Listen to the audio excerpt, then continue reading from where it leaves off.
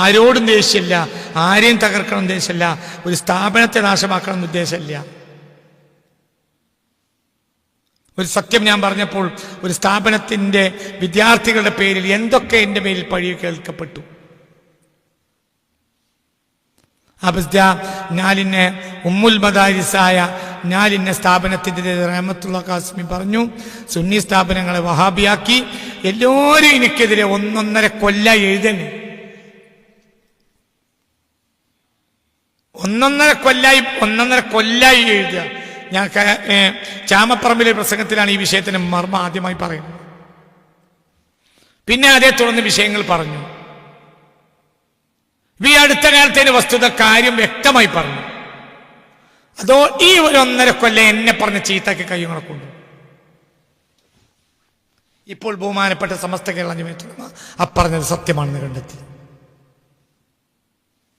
ആ സ്ഥാപനത്തിനെതിരെ കമ്മിറ്റിക്ക് ആ സ്ഥാപനം ശുദ്ധീകരിക്കണമെന്ന് നോട്ടീസ് കൊടുക്കാൻ ബഹുമാനപ്പെട്ട സമസ്ത കേരള ജമിയത്തുൽ ഉലമ തീരുമാനിച്ചു. അതുവരെ നിങ്ങൾ ഞാൻ ചീത്തറിഞ്ഞു. നിങ്ങളിതൊക്കെ അള്ളാന്റെ കോടതി എന്ത് ചെയ്യും? ഞങ്ങൾക്ക് പുറത്തു തന്നിട്ടില്ലെങ്കിൽ അത് നിങ്ങൾ സമസ്തനെ അംഗീകരിക്കുന്നില്ലേ? ആരും പറയാം. ഇതൊക്കെ ഒരാൾ പറയണല്ലോ. ഒരാളിപ്പോ ഒരു ഗവേഷണം നടത്തിയ റിപ്പോർട്ട് ഒരു മേശപ്പുറത്ത് വെക്കുന്നത് വരെ അയാൾ ഒറ്റക്കല്ലേ?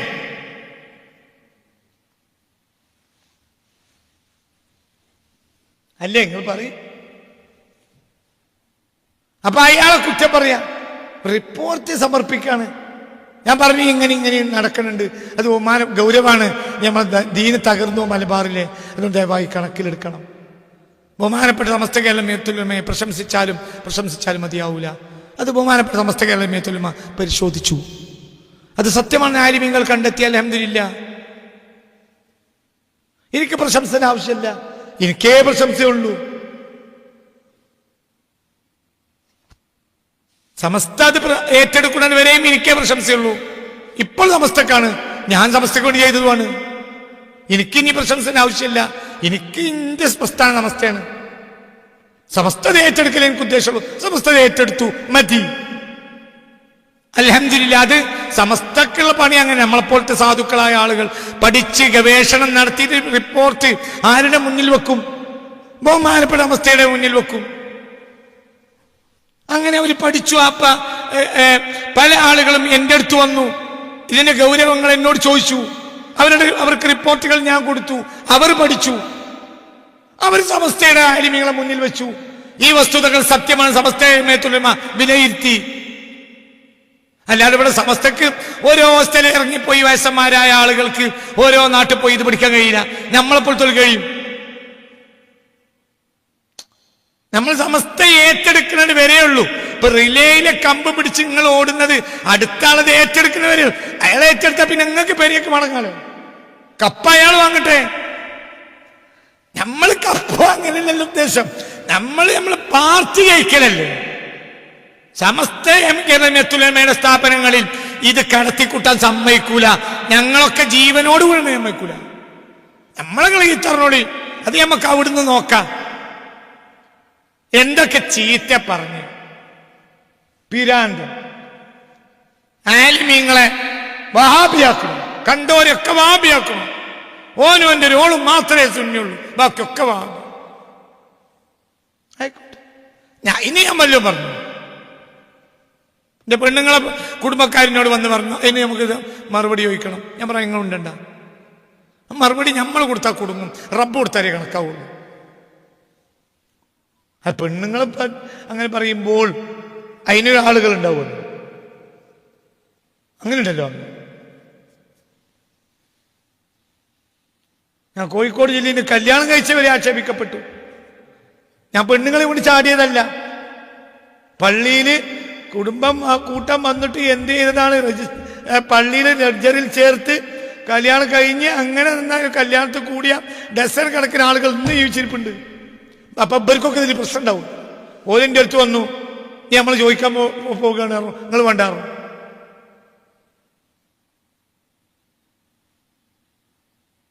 പെണ്ണൊരാൾ ഒറ്റയ്ക്ക് കെട്ടൂലല്ലോ. കിട്ടും.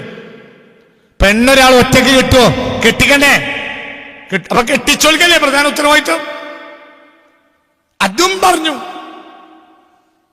ഞാൻ മറുപടി അറിയില്ല. ഞാൻ മറുപടി കുറയും. റബ്ബാണ് മറുപടി കൊടുക്കുന്നുണ്ട്. ഒരു പെണ്ണിനെ കൊണ്ട് കോഴിക്കോട് ജില്ലയിൽ നിന്ന് ചാടി എന്ന് പറഞ്ഞാൽ ഓക്കെ, ചാടികൾക്കൊന്നും പ്രശ്നമല്ല.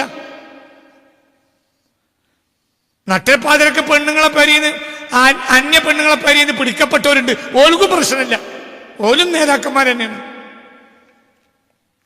ഹലാലായ കല്യാണം കഴിച്ച് അതൊന്നും ആക്ഷേപിക്കപ്പെട്ടു, മറ്റു പ്രശ്നമില്ല. നട്ടപ്പാതിരക്ക് അന്യ പെണ്ണിന്റെ പുരയിന്ന് നാട്ടുകാർ കൂടി പിടിച്ചോരുണ്ട്. അവര് ബഹുമാനപ്പെട്ട നേതാക്കളായി ബലസനുണ്ട്.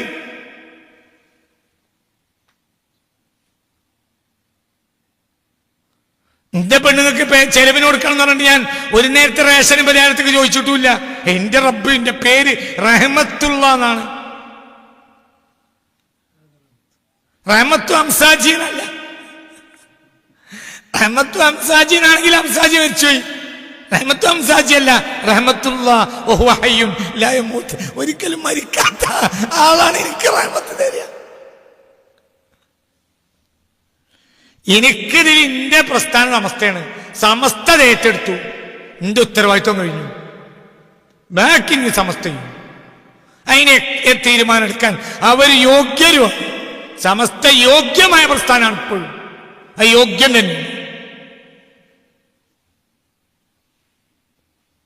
അത്രയും എനിക്ക് മാനസികമായി വളരെ വലിയ വിഷമമുണ്ടായിരുന്നു. എന്നോട് സമസ്തയെ പച്ച വെളിച്ചം പോലെ ഞാനത് പറഞ്ഞിട്ടും ബഹുമാനപ്പെട്ട സമസ്ത കേരളത്തുൽമ അതിൽ വേണ്ടത്ര അവർ ശ്രദ്ധിച്ചില്ലല്ലോ എന്നൊരു വേദന ഉണ്ടായിരുന്നു. അങ്ങനത്തെ ചില വാക്കുകൾ ഞാൻ ഇടക്കാലത്ത് പറഞ്ഞിട്ടുണ്ട്, വിഷമം കൊണ്ട്. പക്ഷെ അവർക്ക് അതായത് നമുക്ക് സ്വാഭാവികമായിട്ടുണ്ടാവുമല്ലോ, ഒരു കൗണ്ടറിന്റെ ബാക്കിൽ ക്യൂവിൽ 10ാമത്തെ ആളായി നിൽക്കുന്ന നമുക്ക് അത് നമ്മളെ കൗണ്ടറിൽ നിന്ന് കിട്ടണ്ടേ നമുക്ക് കിട്ടാതെ ആവുമ്പോൾ നമുക്ക് വിഷമം ഉണ്ടാവുമല്ലോ. ഞാൻ മരിക്കണതിന് മുമ്പെങ്കിൽ അവസ്ഥ ഏറ്റെടുക്കണം എന്ന് എനിക്കുണ്ടായിരുന്നു. അൽഹംദുലില്ലാഹ് ഏറ്റെടുത്തു, മതി. എനിക്ക് ഞാൻ ചെയ്തൊക്കെ അവസ്ഥക്ക് വേണ്ടിയാണ്. ഞാൻ വഹാബികളെ എതിർത്തത് അവസ്ഥക്ക് വേണ്ടിയാണ്. അവസ്ഥ ആരാ? അവസ്ഥ അഹ്ലുസ് സുന്നയുടെ സ്ഥാപനമാണ്. അതിലൊക്കെ കടത്തിക്കൂട്ടാന്ന് നിങ്ങൾ വിചാരിക്കണ്ട. അതിന് റഹ്മത്തുള്ള അവസ്ഥ പ്രസിഡന്റ് ആവേണ്ട ആവശ്യമൊന്നുമില്ല, അതൊന്നും നടക്കൂല. ഞങ്ങളൊക്കെ അവസ്ഥക്കാരാ, ഇവിടെ കന്നൂട്ടുന്നോലൊക്കെ അവസ്ഥക്കാരാ. ഇതല്ലേ ഒരിക്കൽ മെമ്പർഷിപ്പ് ഉണ്ടോ? പറയും, നിങ്ങളൊക്കെ അവസ്ഥക്കാരല്ലേ? എനിക്ക് മെമ്പർഷിപ്പ് ഉണ്ടോ? ഇല്ല. ഇവിടെ പൂളൊക്കെ ഇളക്കണോല് എനിക്കിപ്പം ചോറ് വെക്കണോ? ഇത് അവസ്ഥക്കാരനല്ലേ? എനിക്ക് മെമ്പർഷിപ്പ് ഉണ്ടോ? ഇല്ല. ഉണ്ടോ? ഇല്ല.